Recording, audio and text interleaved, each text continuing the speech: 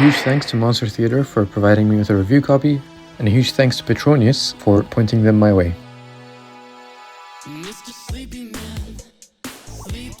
So, Mr. Sleepy Man. This game is best played with as little info as possible. This is a spoiler-free review, yes, but if you're just here to know if the game's worth playing, it 100% is. If you're interested in the game at all, then I won't be upset if you stop this video and go get the game, as long as you come back after you're done. Going into Mr. Sleepy Man, I expected a good platformer with a quirky sense of humor that stuck to the platforming basics. Something like a collectathon or a linear platformer, something that I can call a Banjo-Kazooie-like or something along the lines. That is not at all what Mr. Sleepy Man is. Mr. Sleepy Man is such a structurally unique game that it's really hard for me to compare it to anything else, and I think that's the game's strongest feature. There's not a single part of the game that is done because that's how it's done in platformers. Everything it does because it makes sense for the game, not because it's a template that they're following.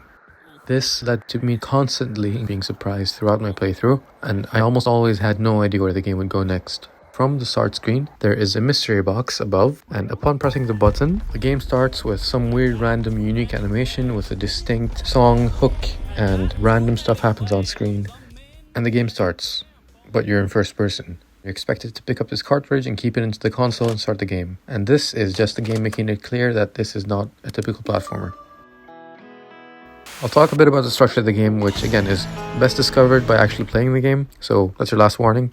So you start off the game being awoken by this character called Tiffy. Tiffy is a very vital character in the game and is a good introduction to the game's weird, in a good way, sense of humor. After a short tutorial sequence, you venture out into the game's central area, Bedtime Town. And this is where a large part of the game is going to take place. Bedtime Town has a lot of people that call it home. From the Bear family with their very weird and uncomfortable family drama, to these kids running around and sometimes bullying you, to Grandma Clam and her car. All these characters have their own unique behaviors and routines. For example, Grandma Clam will be causing havoc driving around sometimes, and other times she'll be in the supermarket shopping for whatever old ladies shop for. So this sounds pretty standard, right? But this is actually where the game's secret sauce lies. Everything you do in the game leads to something else. You steal something from the supermarket, you're now a wanted criminal and get thrown out whenever you try to go back in. You get arrested as a wanted man and you get thrown into jail.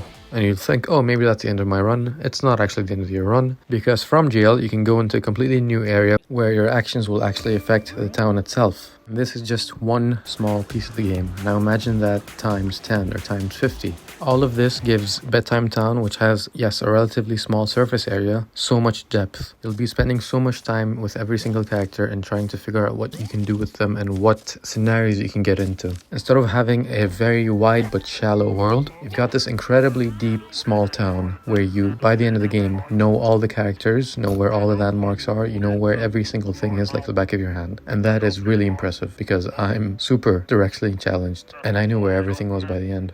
I'll give another short example of something that impressed me about the game. So, I was trying to go up these stairs in a building where I'm not supposed to be going. But because I'm not supposed to be going there, there's some guard that keeps grabbing me and kicking me out. So I eventually give up after trying a few times and just go my merry way exploring other parts of the town. While exploring other parts of town, I happened to come across some cream corn. And I did as any platforming fan would, and I just jumped into it. This of course led me to getting all slippery, and after connecting the dots, I thought, okay, let me try using my newfound slipperiness to go up the stairs again. And this is in a completely different part of the town. And lo and behold, that actually worked. I went up the stairs, the guard would grab me, and of course, he can't grab me, so he slips or whatever, and I just go up to the top of the stairs. And this is just one of many ways you could go about getting to the top of the stairs. I think this is a great example of how intertwined everything is in the game. There is not a single wasted moment in the game because everything you do is connected to something else or someone else. Your primary goal throughout the game is to ruin 5 specific characters' lives and dreams in a single night. So that's right, time does pass in the game, with the city and the people inhabiting it changing after bedtime, adding even more depth to the already extremely deep world. So I talked about ruining lives a bit. Let me get back to that. In order to ruin lives, you're required to do very specific things in specific sequences at specific times. This might give you some anxiety, but worry not. The game's main collectible, shiny things, allow you to go back to a specific state. So you're never frustrated out of accidentally locking yourself out of anything in the game. So you can always go back to a specific state to go into a different state down the line.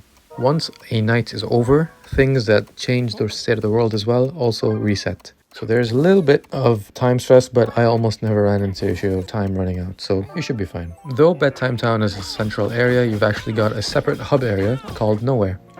So this is where you're going to be spawning in when a night is over or when you die.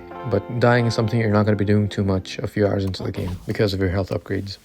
It is within Nowhere that you'll be able to go to a specific state or events in the game to ultimately reach your final desired world state of having ruined 5 people's lives in one night. So the game doesn't give you too much direction. In fact, I've explained more than the game explains to you, which is something, I'm not usually a fan of, but with how small and dense the world is, you'll almost never spend more than a few minutes without finding something new, or something that leads to something new. And this explorative aspect of the game, being lost and constantly discovering new things, pairs perfectly with the game's story, which has a big emphasis on dreams and surrealism, and you're actually never 100% sure what exactly is happening, and what can happen, just like in a dream. Let's talk a bit about the story.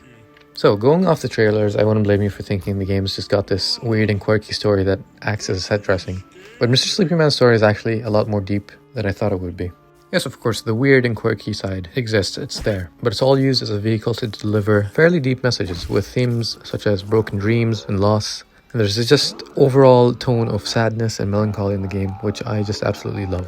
It actually reminds me a lot of Courage the Cowardly Dog. I don't know if anyone here has watched it. I might be dating myself with this. But all the weird things that happen and all the weird creatures and the weird sense of humor and just how bizarre everything feels is very Courage the Cowardly Dog. And I don't think it's a coincidence that there's a place called Nowhere in both Courage the Cowardly Dog and in Sleepy Man. And the visuals work perfectly for this type of feel. Just like in Courage, you have a lot of weird, strong, dark colors and this cartoony art style with really deep and surreal things happening. And this is a vibe I would love to see in more games. It's just such an underexplored vibe in both games and in cartoons. There's a reason people are still talking about Courage the Cowardly Dog. It's just that unique. And yes, Sleepy Man is similar, but it very much does its own thing as well. Something that really adds a lot to this surreal vibe is the music. So Devin Santi, the developer, is actually a full-on musician. You can go on his YouTube channel and see a bunch of his music from before the game was even in development. So there's a bunch of songs in the game actually played by him with vocals by him, and it is incorporated perfectly within the game. A very simple example is when you pause, you can actually hear him singing Mr. Sleepy Man, the game's theme music. And here's a fun fact, I think the game exists because of this song. I think it started out as just a song and a music video, and it ultimately led to the development of this game. The other, more game-tracky tracks are also great and add a lot to the, again, weird and bizarre atmosphere of the game. Of course, let's not discount the characters that make up this weird world. So part of the cast has Animal Crossing style voice acting, and some others are fully voice acted by Devin, the developer. You can kind of tell that these characters are voiced by the same person, but it's still really impressive how much dialogue there is and how reactive the characters are to Sleepy Man's actions. The titular character himself is a silent protagonist, of course, and this is probably the first time I'm actually okay with it in a game. Despite having 0 words in the game and ruining the lives of countless people, Mr. Sleepy Man is actually kind of endearing and is the perfect protagonist and vessel for the game's mechanics. Speaking of the game's mechanics, with how much I've been talking about the game's systems, you'd think the core gameplay isn't that fun. But rest assured, the game's got pretty good movement. Our little psychopath can jump and even do a high backwards jump. He can roll, he can dive, he can glide using his blankie. The game's focus is very much though on expressing yourself with your interaction. So don't go expecting a Demon Tides amount of platforming moves, because that is not the focus here. I enjoyed platforming around the Sleepy Man, though there were times where he'd do things I wouldn't want him to do.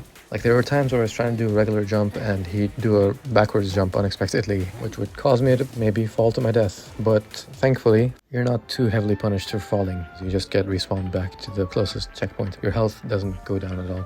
What does lower your health is combat in the game, which is something you won't be interacting too much with, so it's kind of fairly simple. You've got your Z locking, which allows you to, circle around the enemy, and you can use your pillow to hit them. It's fairly simple, but again, you're not engaging with this too much, so I'm okay with simple.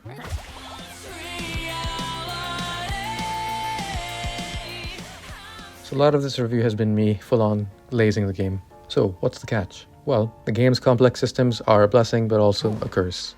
When a lot of the game hinges on getting the world to a specific state, bugs can be kind of frustrating. Typically in a game I'd encounter a bug and move on because it doesn't really affect me that much.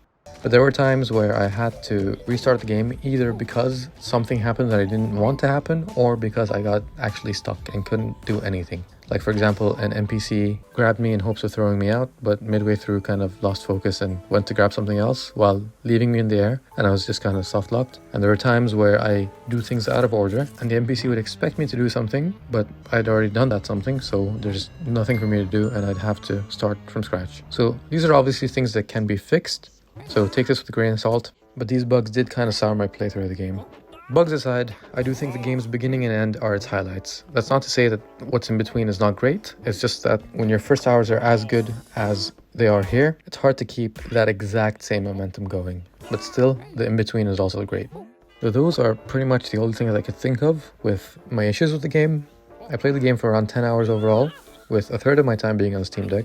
And as far as I can tell, the game runs pretty well on the Steam Deck, with the exception of one single room that for some reason turns the game into 40 frames per second. I'm not really sure why. Again, this might get fixed when the game is out. I did a lot in my 10 hours of the game, but I was trying to meet the embargo for the game, so your playthrough time might vary. It's worth noting though that it took around 10 hours to see the credits, but I've only unlocked around half of the Steam achievements, so it's probably a lot more to do in its weird, deeply layered web of systems. AAA games have their spectacle. Some indie games do a good job of making you forget they're indie games, but Mr. Sleepy Man not only does that, but I truly believe that Mr. Sleepy Man thrives because it was made by one person. It is exclusively that single person's vision, and it is such a strong vision that it carries the entire game. I obviously just finished playing the game, but Mr. Sleepy Man might just end up being my favorite platformer in quite a long time, purely because of how often it surprised me while I was playing it, and how unafraid it was to do new things that hadn't been done before, at least not in games I've played. The game's a definite recommend for me. I really suggest you try it out.